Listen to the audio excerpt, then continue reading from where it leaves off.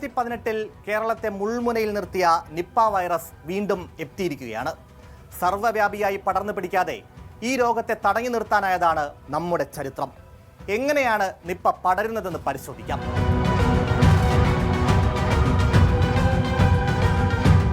ഹെനിപ്പ virus ജനുസിലെ RNA വൈറസുകളാണ് Nipah വൈറസുകൾ.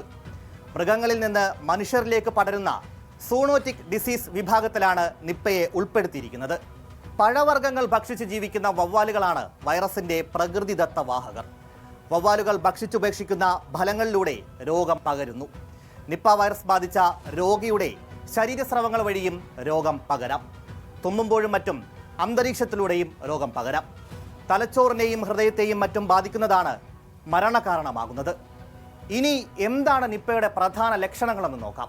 Virus ശരീരത്തിനുള്ളിലെത്തിയാൽ 5 മുതൽ 14 ദിവസത്തിനുള്ളിൽ രോഗലക്ഷണങ്ങൾ കണ്ടു തുടങ്ങും. കടുത്ത പനി, തലവേദന, തലകറക്കം, ബോധക്ഷയം എന്നിവയാണ് പ്രധാന ലക്ഷണങ്ങൾ. ചുമ, വയറുവേദന, ഛർദി, ശ്വാസതടസ്സം എന്നിവയും ഉണ്ടാകും. സ്രവ പരിശോധനകളിലൂടെയാണ് രോഗം സ്ഥിരീകരിക്കുന്നത്. വവ്വാലുകളുടെ പ്രജനന കാലഘട്ടത്തിലാണ് വൈറസ് പുറത്തേക്കെത്തുന്നത്. ഇനി പ്രതിരോധ മാർഗങ്ങൾ എങ്ങനെയാണെന്ന് നോക്കാം.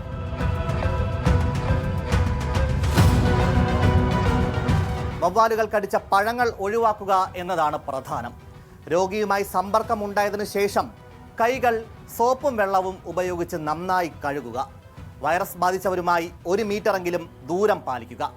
രോഗിയുമായി ഇടപഴകുമ്പോൾ മാസ്കും PPE കിറ്റും ഉപയോഗിക്കുക. കൃത്യമായ വാക്സിനോ പ്രത്യേക മരുന്നോ ലഭ്യമല്ലെങ്കിലും മികച്ച സപ്പോർട്ടീവ് കെയറും മോണോക്ലോണൽ ആൻറ്റിബോഡികൾ ഉൾപ്പെടെയുള്ളവയും ചികിത്സയ്ക്കായി ഉപയോഗിക്കുന്നുണ്ട്. ജാഗ്രതയോടെ നേരിട്ടാൽ ഈ വൈറസിനെ നമുക്ക് പടിക്ക് പുറത്തു നിർത്താം.